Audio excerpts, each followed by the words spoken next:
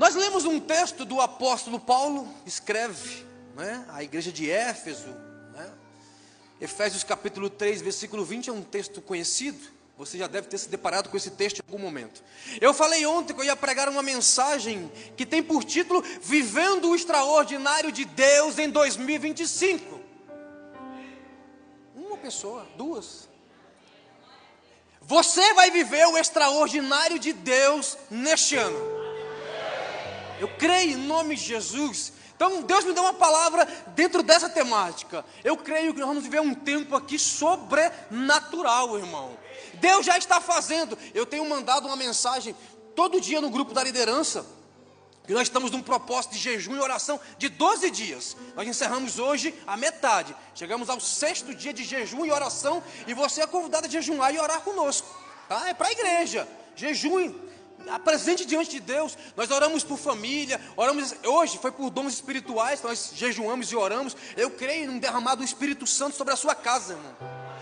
Há uma promessa de um grande avivamento que virá nos últimos dias. E eu creio que no nome de Jesus, a geração do avivamento é eu e você, irmão. Deus vai começar algo grande, eu tenho certeza disso.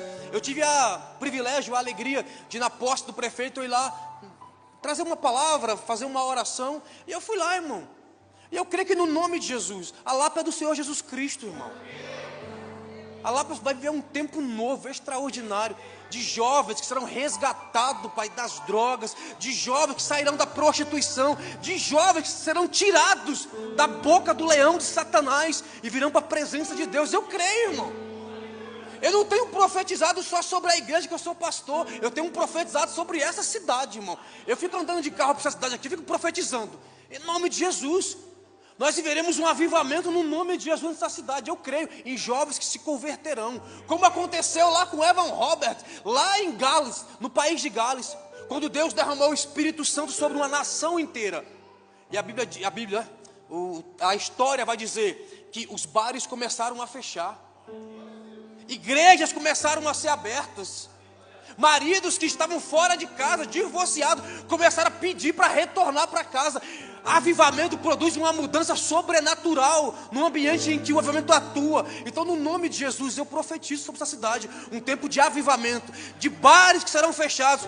Vai chegar um tempo, em nome de Jesus, que terá mais igreja nessa avenida principal do que bares, e lotadas. E eu não estou falando de igreja da DEVEC, não.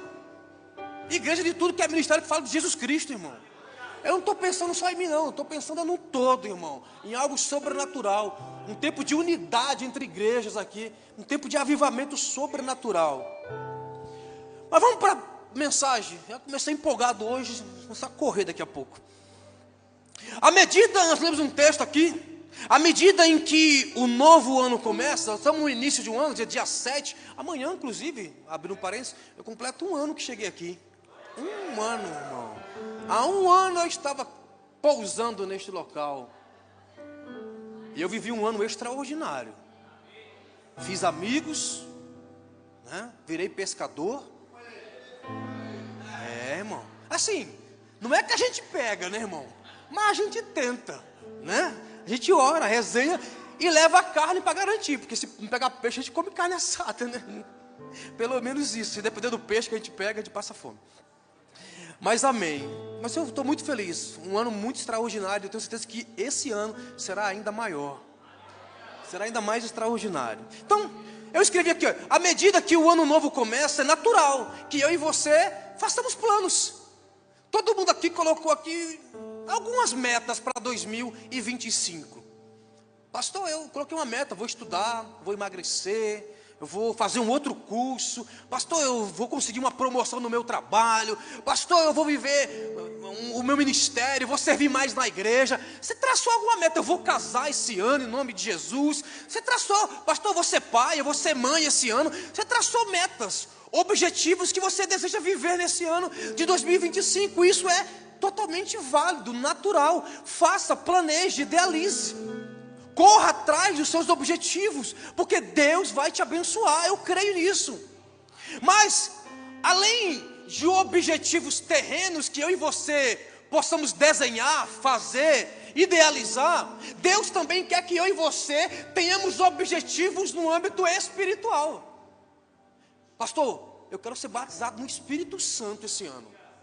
Eu creio que você vai. Pastor, eu quero desenvolver dons espirituais. Eu quero ter dom de profecia, dom de revelação, pastor. Quero ter o dom de cura. Eu creio em algo também sobrenatural. Às vezes, nós olhamos muito para bênçãos que estão no campo material, mas Deus também quer te abençoar no campo espiritual, irmão. Eu creio numa igreja avivada, cheia de poder, glória, manifestação do poder de Deus, o Espírito Santo operando, gente que paralítico levantando, cego voltando a enxergar, surdo escutando, mudo voltando a falar. Eu creio em algo sobrenatural do Espírito Santo.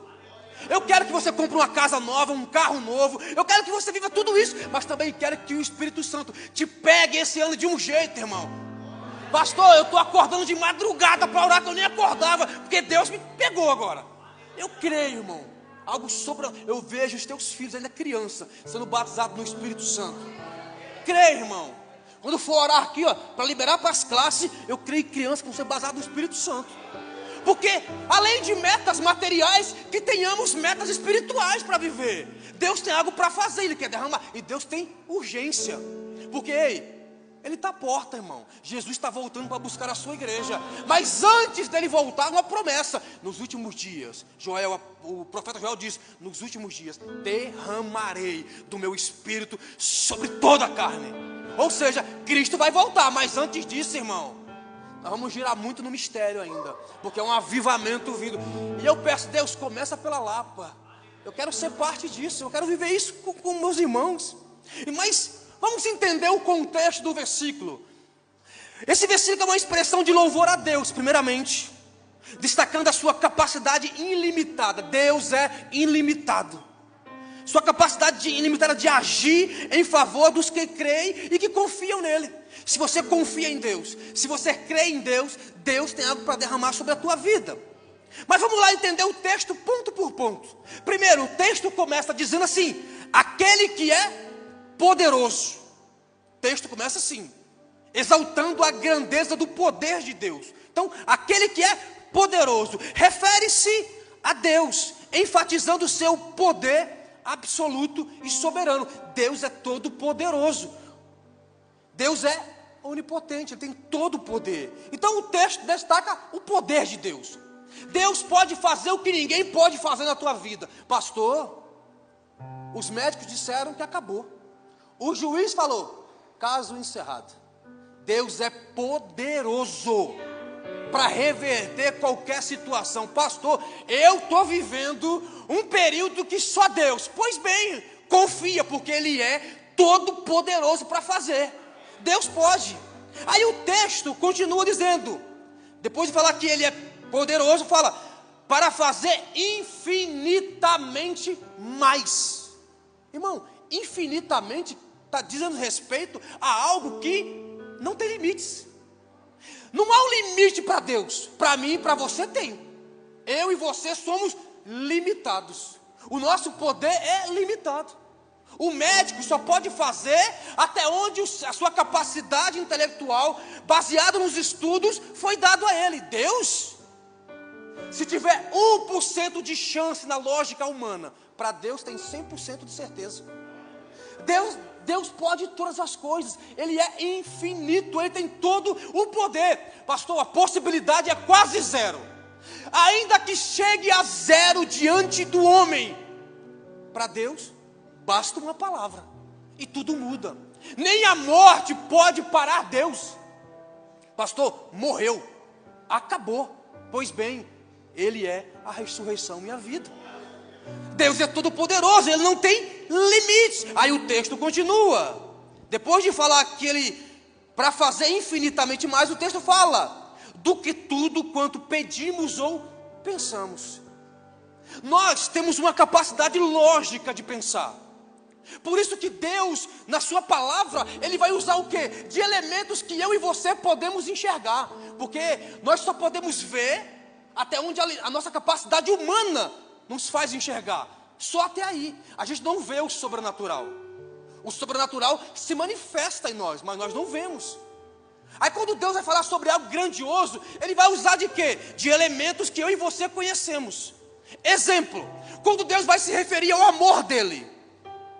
que é um amor incondicional, além da capacidade humana de compreender. Aí ele fala assim, vou tentar explicar para você o tamanho do meu amor. Aí ele fala assim, ainda que uma mãe que amamenta o seu filho possa se esquecer do filho que amamenta, todavia eu, o Senhor, não me esquecerei de vós. O que o texto está querendo dizer? O amor materno, segundo a capacidade humana, é o maior amor que existe na terra. Não existe amor maior. Nenhum pai consegue amar tanto quanto a mãe ama um filho. A história vai dizer que no Coliseu, aonde os judeus eram lançados, os cristãos eram lançados para ser devorados por leões, crianças, idosos, eles eram lançados. As mães entravam na frente dos filhos para que o leão devorasse ela primeiro, para que ela não visse seus filhos sendo devorados. Olha a capacidade de um amor materno. Aí Deus fala, ainda que uma dessas, que ama tanto um filho, possa se esquecer do filho que amamentou, eu, todavia, o Senhor, não me esquecerei de vocês. Ou seja, o meu amor é muito maior do que o amor de uma mãe. Eu vou dar outro exemplo. Quando Deus vai falar sobre a Nova Jerusalém, a cidade santa, linda, adornada, Ele vai usar de elementos que eu e você podemos compreender. As ruas são de ouro e de cristal. Aquilo que é o metal mais precioso nessa terra, olha o que Deus fala, as ruas dá para ser pisadas. O ouro e as pedras preciosas podem ser pisadas na Nova Jerusalém, porque não se compara nenhuma dessas pedras que você conhece, nenhum desses metais preciosos que você conhece, se compara à majestade, à glória que há na Nova Jerusalém. Então, se eu tentasse explicar com algo que você não vê, você não entenderia. Então Deus usou de elementos que eu e você conhecemos. Seus muros são de pedras preciosas. Pedras preciosas têm valor ou não tem? Muito. Deus fala, os muros é feito disso. Por quê? Porque o lugar que você vai, meu irmão, a sua mente não é capaz de compreender. Não é capaz, ou seja, o que Deus tem para nós, é por isso que o texto diz, do quanto maior, do quanto nós pedimos ou pensamos. Você pode pedir o que você quiser, mas o que Deus tem para você é infinitamente maior, mais extraordinário, muito mais além. Aí o texto vai encerrar, dizendo assim, conforme o seu poder que opera em nós. O poder de Deus opera em mim e em você. Isso é clássico. O mesmo poder que ressuscitou Cristo e criou o universo está disponível, ativo na vida de todos aqueles que estão em Deus. Se você estiver em Deus, o poder de Deus atua dentro de você. Você precisa entender isso. Se você tiver fé, se você crê que Deus pode fazer, se você tem Deus dentro de você, o poder de Deus também se manifesta em você. Então, ou seja, quando você declara uma palavra no mundo espiritual, através do poder de Deus, isso passa a virar uma sentença.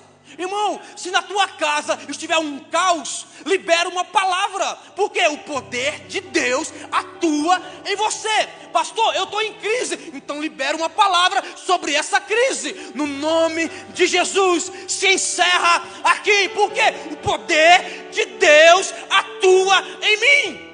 Irmão, pastor, manifestou demônio em casa, põe a mão na cabeça e fala, no nome de Jesus, sai. Porque o poder de Deus atua em mim. Você é uma autoridade profética sobre a tua vida. Então, quer colher bênçãos? Quer viver o extraordinário de Deus? Pega o poder de Deus que está em você e coloque em prática. Declare sobre a tua vida. Declare. Este ano será extraordinário. Por quê? Por causa de mim? Não. Por causa do poder dele que atua em mim. É sobre isso. Então, Deus trabalha através de nós, capacitando e realizando a sua vontade. Esse versículo nos lembra que não há limites para o que Ele pode fazer em nossas vidas. Devemos orar com fé e esperança, sabendo que o plano dEle é maior do que eu e você podemos imaginar. O plano que Deus tem para você é planos de paz, não de mal. Planos de um futuro. Deus tem algo para mim e para você que será extraordinário.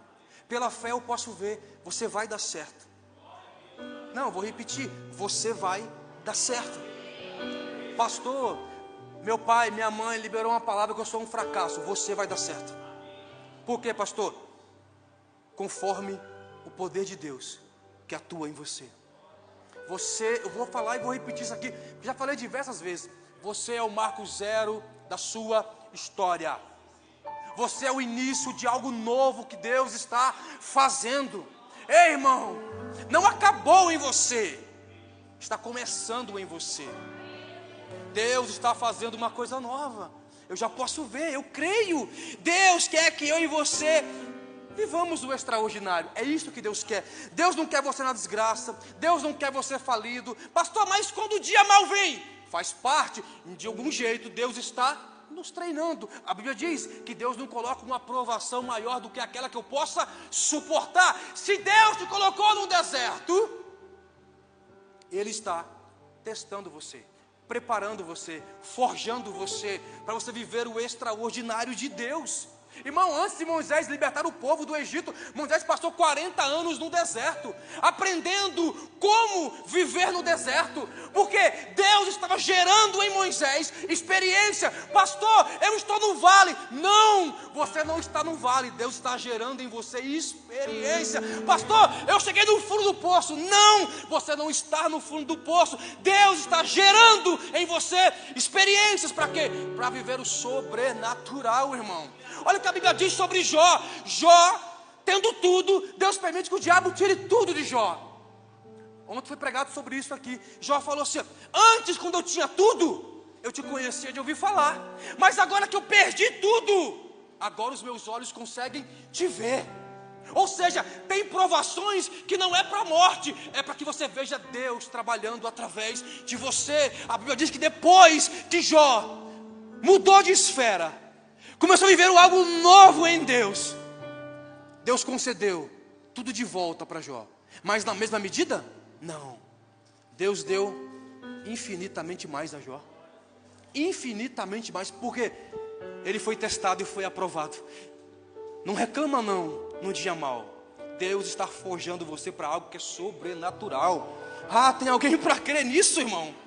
Busque com fé viver de acordo com a vontade de Deus. Na mensagem de hoje eu vou pregar sobre isso, vivendo o extraordinário de Deus. Eu faço uma pergunta: tem alguém aqui nessa noite que deseja viver o extraordinário de Deus em 2025? É muito fraco. Tem alguém aqui nessa noite que deseja viver o extraordinário de Deus? Pois eu quero declarar: você viverá o extraordinário de Deus. Não importa se a economia está mal, não importa se a doença veio, não importa se o dia mal veio, há uma palavra sendo liberada sobre a tua vida. Você viverá o extraordinário de Deus em 2025. Por que, Deus? Por que, pastor? Porque Deus está operando em você. Você precisa crer nisso. Agora, pode aplaudir Jesus.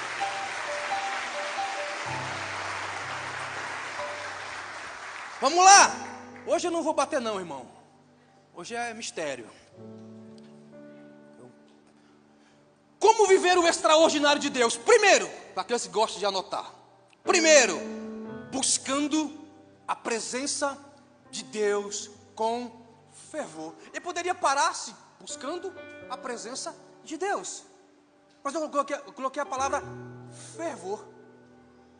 Mas antes, Jeremias capítulo 29, versículo 13, o texto vai dizer: buscar-me-eis e me achareis, quando me buscardes de todo o vosso coração. Buscar a Deus com o coração é buscar a Deus com fervor. Nada extraordinário acontece fora da presença de Deus. Quer viver o extraordinário de Deus? Busque a Deus. Essa é a primeira coisa. Você precisa estar alinhado com aquele que pode fazer o extraordinário de Deus na sua vida. Não tem como viver o extraordinário nesse ano se eu estou longe daquele que pode fazer. Ou seja, primeiro passo em 2025 que eu preciso ter para que o extraordinário de Deus se estabeleça na minha vida, eu vou decidir neste ano, viver perto da presença de Deus. Irmão, quando você se aproxima de Deus, algo sobrenatural acontece, irmão. Coisas que a lógica humana não é capaz de explicar. Por quê? Porque Deus é todo poderoso. Deus é capaz de fazer. Esse primeiro ponto aqui nos chama a viver uma vida de verdade, não apenas parcial. Por isso que eu coloquei a palavra fervor. O significado da palavra fervor é um sentimento intenso, de entusiasmo, paixão ou devoção.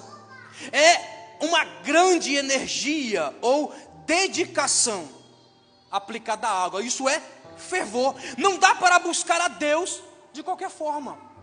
Irmão, vir ao culto não é suficiente. Você precisa se aproximar ainda mais de Deus. O culto não termina quando a bênção apostólica é ministrada. O culto não tem que terminar, ele tem que permanecer dentro de você, irmão. Você tem que voltar para casa com a chama do Espírito Santo queimando dentro de você. Por quê, pastor? Porque se eu quero ver o extraordinário de Deus, a presença dele tem que estar perto de mim o tempo inteiro. Há uma ordem.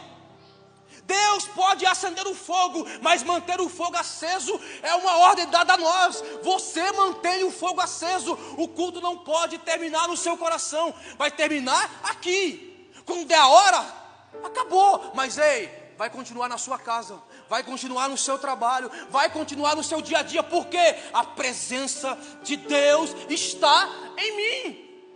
Eu não posso parar. A intimidade com Deus nos leva a experiências que vão além do comum, além do natural. Tiago capítulo 4, versículo 8, a parte A, o texto vai dizer: aproximem-se de Deus, e Ele se aproximará de vocês. Ou seja, Deus dá uma resposta a tudo aquilo que nós fazemos. Bom ou ruim, a vida nos dará uma resposta. Aí o texto diz: a iniciativa começa por mim. Aproximem-se de Deus. Ou seja, tem que começar por mim. Eu tenho que me aproximar de Deus, para que Deus então se aproxime de mim. Pastor, eu não estou vendo Deus manifestar nada na minha vida. É porque você está longe. Você precisa se aproximar de Deus para você entender a grandeza dele. Tem uma história muito famosa de um garotinho que pergunta ao pai: pai, qual é o tamanho de Deus? Aí o pai fala assim: um avião estava passando em altura de cruzeiro já, 35 mil pés. Dá aproximadamente aí uns 15 mil, 20 mil metros. É a altura, por aí. E ele mostra o avião minúsculo, cruzando o céu. E aponta: Deus é do tamanho daquele avião. E a criança fala: mas Deus é tão pequeno. Deus é tão pequenininho. Aí o pai pega a criança e leva num aeroporto.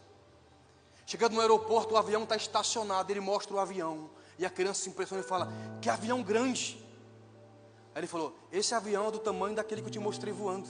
E por que aquele é tão pequeno? É porque aquele está longe, esse está perto. Então quanto mais perto de Deus você estiver, maior você perceberá a grandeza que Ele tem. Então é isso, se aproxime de Deus, irmão. Não tem como viver algo grande em Deus se você está longe dEle. Se aproxima. Veja o tamanho do teu Deus. Você só perceberá a grandeza de Deus se estiver alinhado, perto, próximo dEle. Aproxime-se. Tiago dá uma ordem: aproximem-se de Deus, e Ele se aproximará de vocês. Que em 2025 você viva uma proximidade com Deus como nunca antes você viveu. Pastor, eu tenho falado com Deus, eu tenho ouvido a voz de Deus. Pastor, eu tenho buscado a Deus. Em 2025 eu me aproximei, e Deus está fazendo algo sobrenatural na minha vida, irmão. Deus tem algo para fazer, mas é para aqueles que estão perto.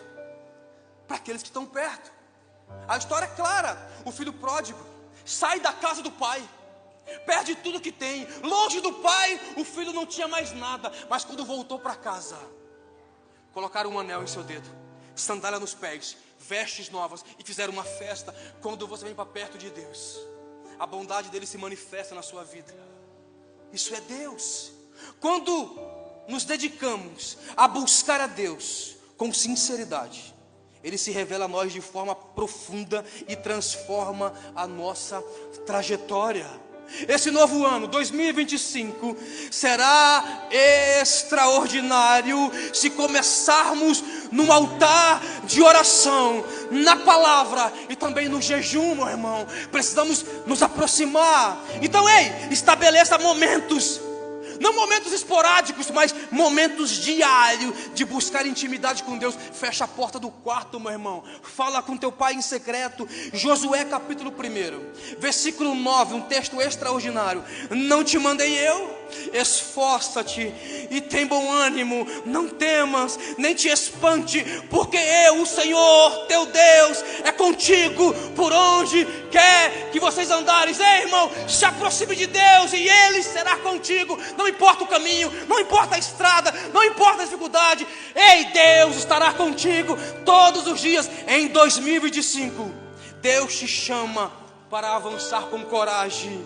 Ele está do seu lado em todas as batalhas. Provérbios capítulo 3, versículos 5 e 6 vão dizer: confia no Senhor de todo o teu coração e não te estribes no teu próprio entendimento. Reconheça-o em todos os teus caminhos e Ele endireitará as tuas veredas.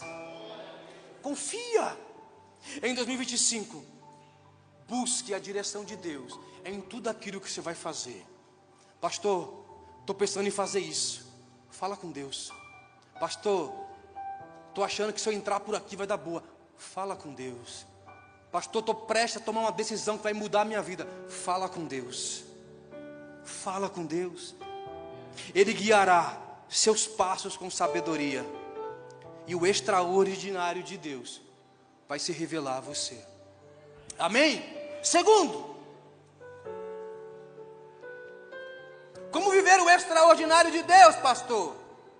Vivendo uma fé ativa e vibrante. Uma fé ativa e vibrante.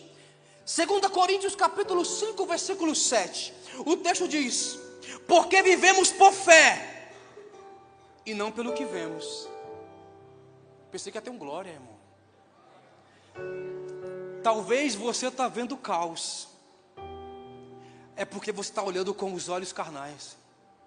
Se você olhar com os olhos espirituais, você vai ver o extraordinário de Deus. Nós não vivemos pelaquilo que vemos. O que vemos é transitório, mas o que olhamos pela fé é eterno. Por isso que há um chamado para 2025. O que, pastor? Viva pela fé. Fé é crer. Fé é para quem é louco, irmão. Para quem não bate muito bem das ideias. É, pastor? É. Porque fé é crer, mesmo que não estejamos vendo nada, irmão. Não estou vendo nada, pastor, mas eu tenho fé. Olha que coisa extraordinária. Elias manda um moço subir o monte. Sobe o monte. Aí o moço sobe, desce e fala: não vi nada. Sobe de novo. Subiu, não viu nada. 2, 3, 4, 5, 6. Não viu nada. Elias, sobe mais uma vez. Na 7ª, que ele chega no topo do monte, ele vê uma pequena nuvem. Ele desce. Olha, Elias, até vi. Sei nem se é miragem, mas eu vi. O que você viu? Uma nuvem pequena, do tamanho da mão de um homem. Elias, então manda Acabe aparelhar os cavalos, porque grande será a chuva, irmão. Ei, meu irmão, sabe o que eu estou querendo ensinar para você? Olhe pela fé. O moço só viu na 7ª. Elias, no mundo espiritual, já tinha visto na 1ª. Vai vir chuva, vai vir chuva. Deus estava só testando o moço, como Eliseu fez com o seu moço também. O exército cerca a casa de Eliseu. O moço entra aterrorizado. Eliseu, o exército está em volta da casa. Acabou para nós. Eliseu fala: Senhor, abre os olhos para que ele possa ver. Quando o moço sai com os olhos espirituais abertos, ele olhou e viu carruagem de fogo, anjos, principados, e voltou Tem um exército lá fora, maior do que aqueles que vieram contra nós. É o exército do Deus vivo. Ele não via pelos olhos naturais, ele via pelos olhos espirituais. Que neste ano o Senhor abra os teus olhos espirituais para você ver aquilo que ninguém está vendo, aquilo que ninguém está compreendendo. Por que você crê tanto? É porque eu não vejo como os homens vê, eu vejo como o meu Deus vê. E meu Deus disse que esse ano eu vou frutificar, então eu vou. A terra está seca, não chove, está difícil. Ei, para o cenário humano é escassez, mas para Deus, eis que vejo uma grande chuva chegando. Ei, vai frutificar, porque eu vejo pela fé aquilo que Deus já está fazendo. Eu vejo pela fé seus filhos convertidos. Eu vejo pela fé seu marido servindo a Jesus. Eu vejo pela fé a tua esposa voltando para casa. Eu vejo pela fé esses cultos lotados, não por causa de pregadores, mas por causa da presença de Deus que atua neste local. Não tem a ver com homens, é pela fé, meu irmão. Deus está chamando você nessa. Viva pela fé, pela fé. Aleluia. Só quem está vendo pela fé. Será que você pode dar um glória a Deus aí, meu irmão? Ah, irmão, pela fé tem 30 vagas, 3.000 pessoas concorrendo. A vaga já é sua pela fé. Pastor, pensa num concurso difícil, pastor. Pelos homens sim, mas pela fé eu já entrei. Pastor, a promoção lá é muito difícil na empresa. Pelos homens, pela fé a vaga já é tua, meu irmão. Viva pela fé. Creia, Deus está fazendo algo novo aqui. Ah, meu Deus. Ah, meu Deus. Hebreus capítulo 11, versículo 6. De fato, sem fé é impossível agradar a Deus, porque é necessário que aquele que se aproxima de Deus creia que Ele existe e que recompensa aqueles que o buscam, irmão. Quer agradar a Deus? Tenha fé. Tenha fé que Ele pode. A falta de fé revela que você não confia totalmente em Deus. Quando você não tem fé, é porque você duvida da capacidade de Deus fazer. Quando você tem fé, o cenário pode estar todo destruído. O meu Deus vai fazer algo. Como é que você sabe? Porque eu sirvo e eu o conheço. É por isso que o primeiro ponto era a intimidade com Deus. Era se aproximar de Deus. Quando eu me aproximo de Deus, irmão, eu creio, irmão. Fé é colocar o pé, e Deus vai colocar o chão, irmão. Isso é fé, irmão. Fé é isso. Fé é como Pedro fez. Na lógica humana, tirar o pé do barco era afundar. Na lógica de Deus, irmão, tinha uma ponte ali. Ninguém estava vendo, mas Pedro, pela fé, quando disse: se és tu, manda-me ir ao teu encontro. Quando Jesus falou assim: então vem. No mundo espiritual, uma ponte começou a ser construída, e Pedro pisava naquela ponte. Não era água que Pedro pisava numa palavra liberada de Deus, dizendo: vem, Pedro, vem.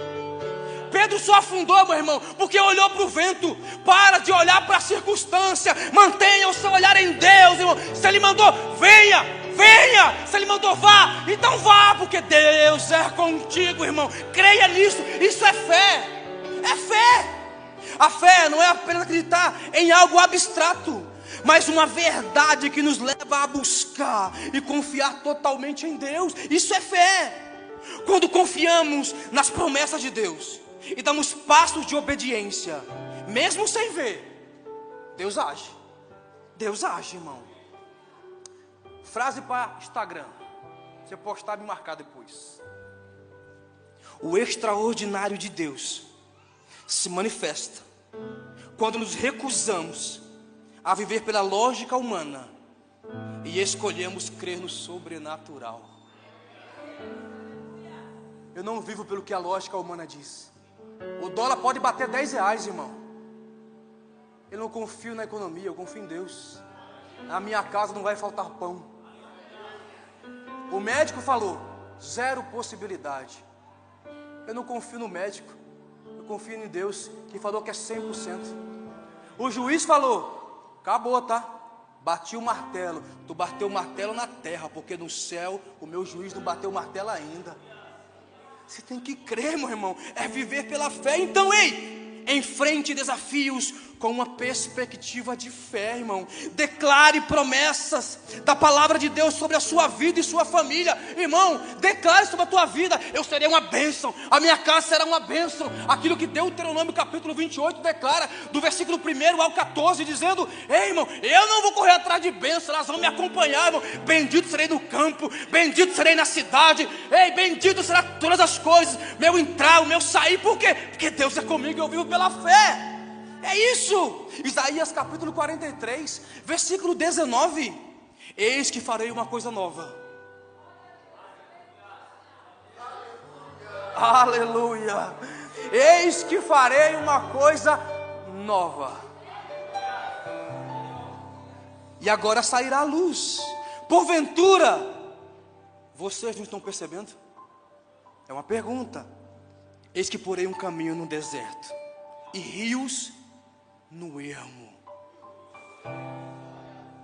Deus está fazendo uma coisa nova na tua vida.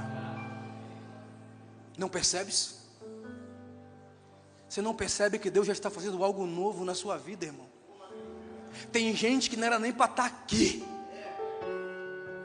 Eu sou um deles, meu irmão. Um ex-viciado em álcool, irmão. Deus falou: eis que eu estou fazendo uma coisa nova. Eu estou fazendo uma coisa nova.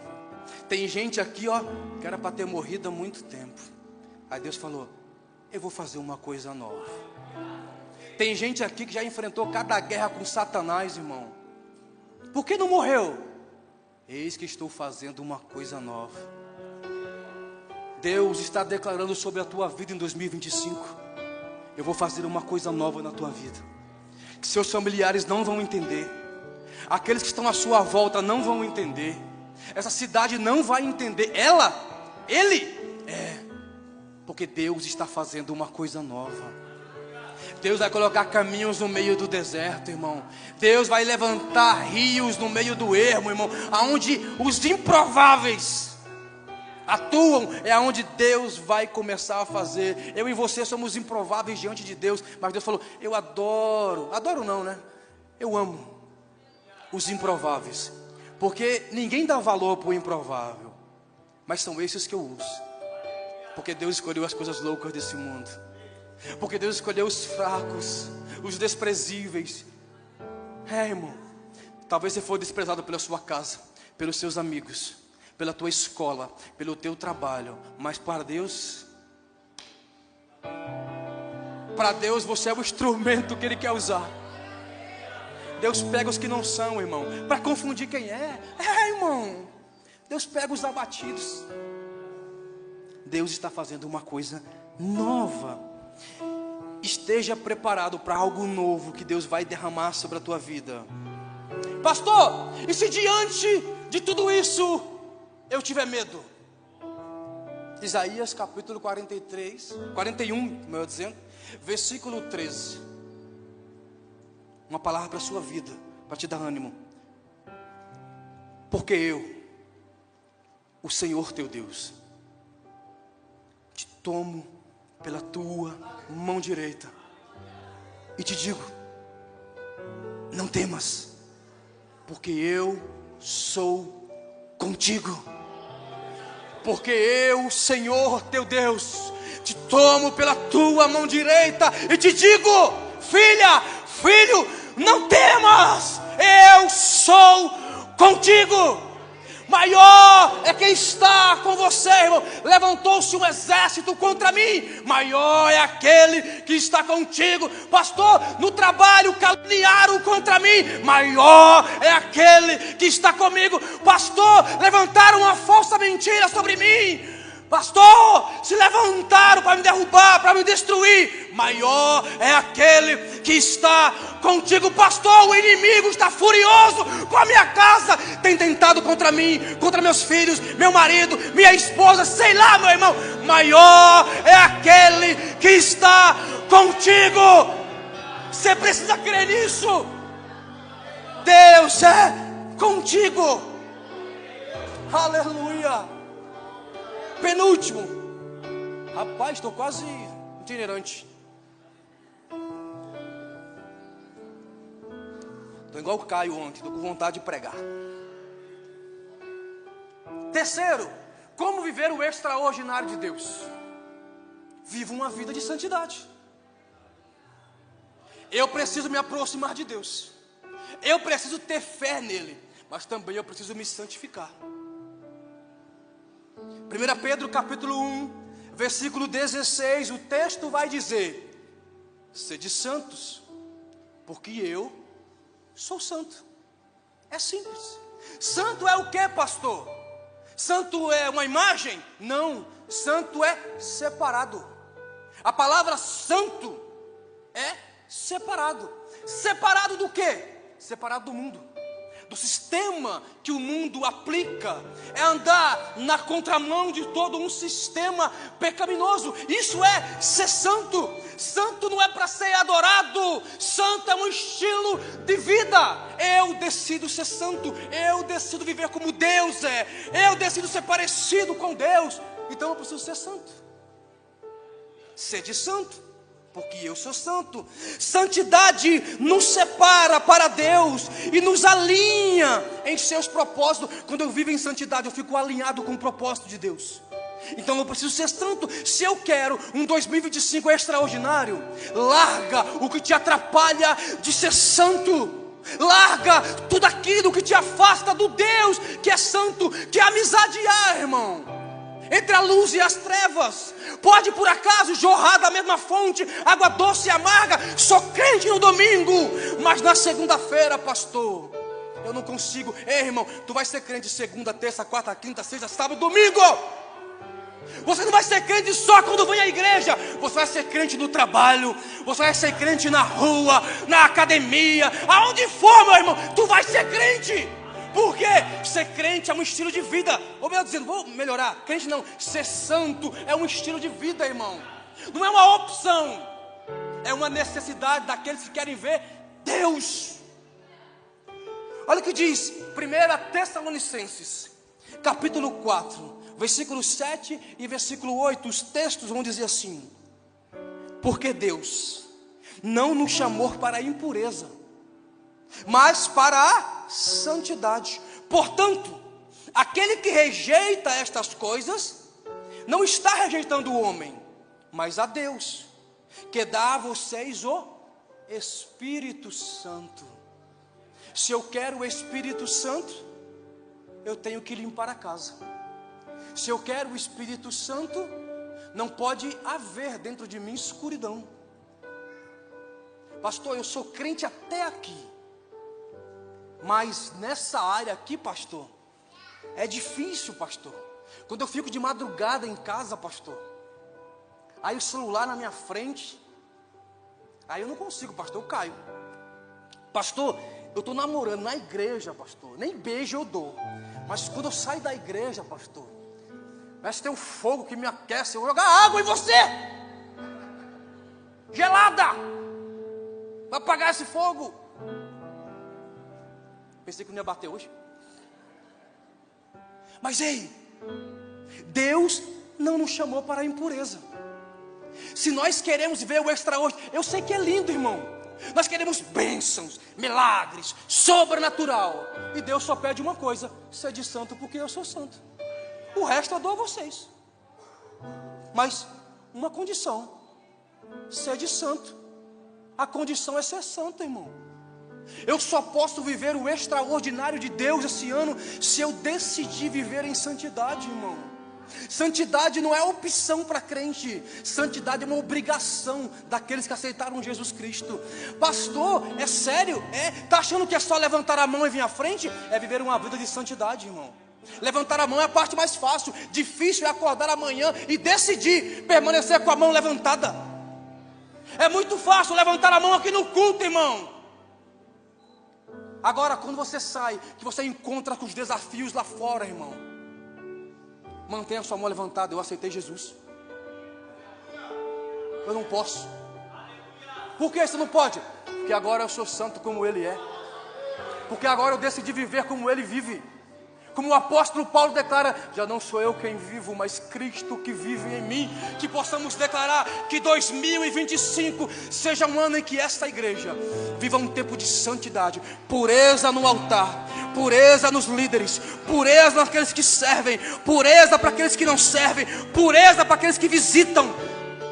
Que haja um tempo de purificação sobre nós, de purificação. Deus opera de forma poderosa na vida daqueles que buscam andar em santidade.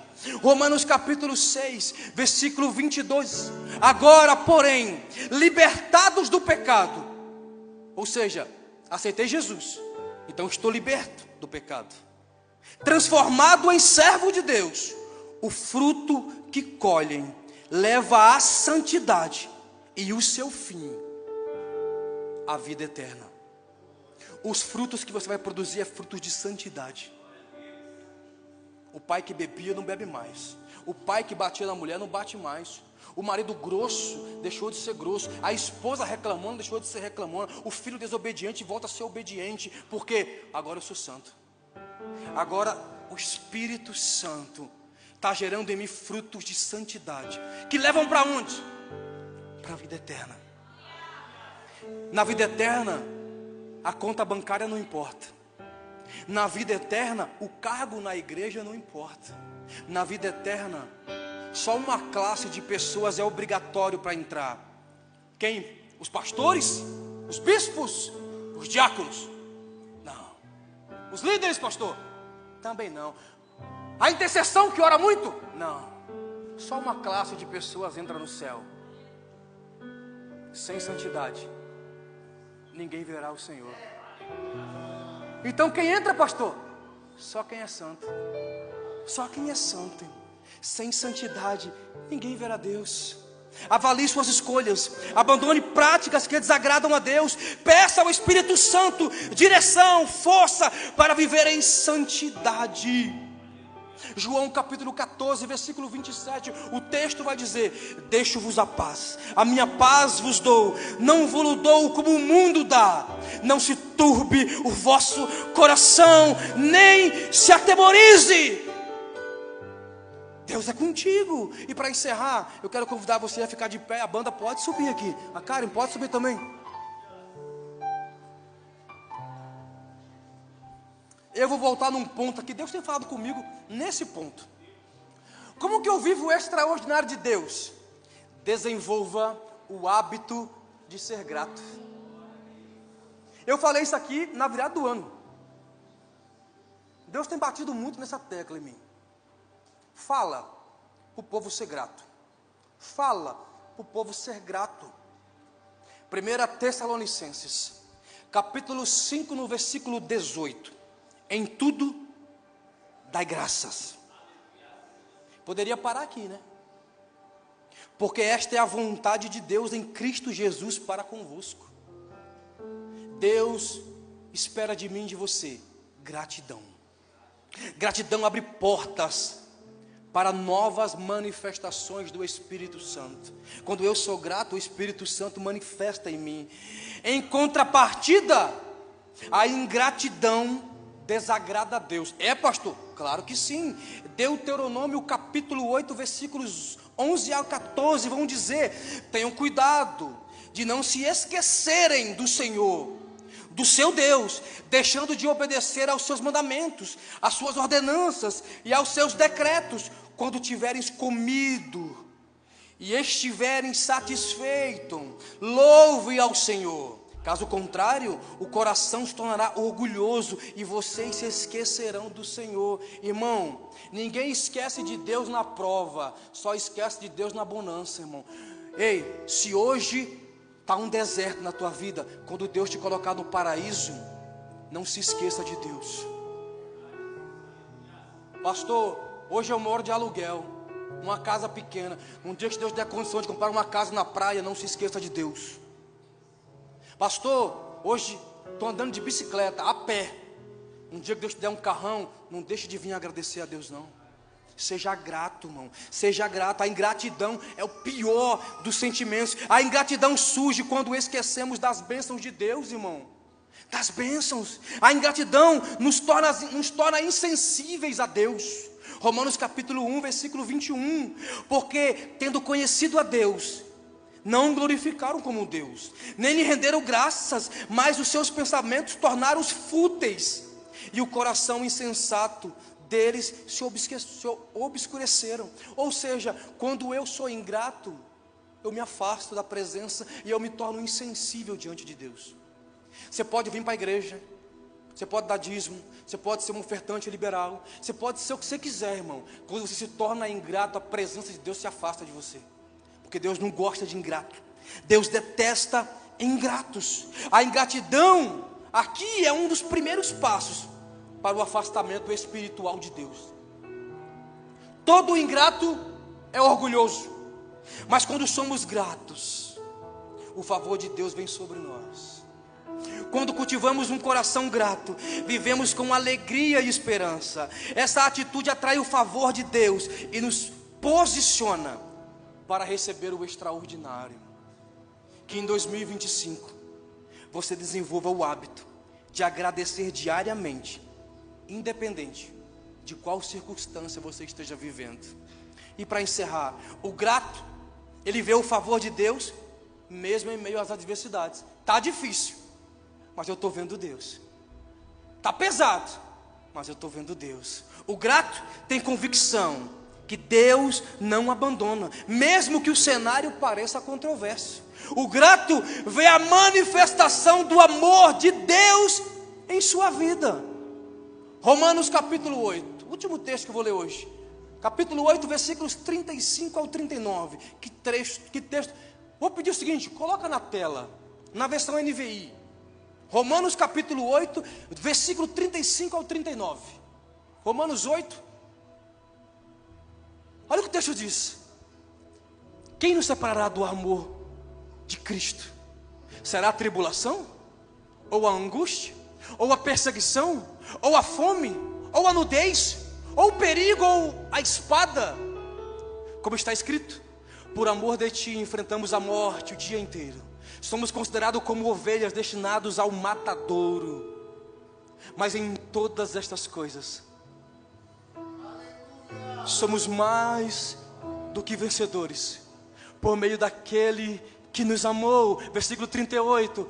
Pois estou convencido de que nem a morte, nem a vida, nem os anjos, nem os demônios, nem o presente, nem o futuro, nem poderes, e 39, nem altura, nem profundidade, nem ninguém em toda a criação será capaz de nos separar do amor de Deus que está em Cristo Jesus, o nosso Senhor. Irmão, quando você é grato, o amor de Deus estabelece na sua vida, e nada pode te separar do amor dele. Tem alguém aqui grato a Deus? Pastor, hoje é dia 7 ainda. 2025 já é o seu melhor ano. Pastor, sério? 2025 já é o seu melhor ano. Por quê, pastor? Porque Deus está à frente de tudo. 2025 é uma página em branco que Deus nos oferece para vivermos o extraordinário de Deus. Que essas palavras te fortaleçam, te inspirem a caminhar com fé e confiança em 2025. E para encerrar, eu declaro sobre a tua vida: viva o extraordinário de Deus. E a última frase, coloquei em caixa alta ainda, vou falar só uma vez: você vai viver o extraordinário de Deus em 2025.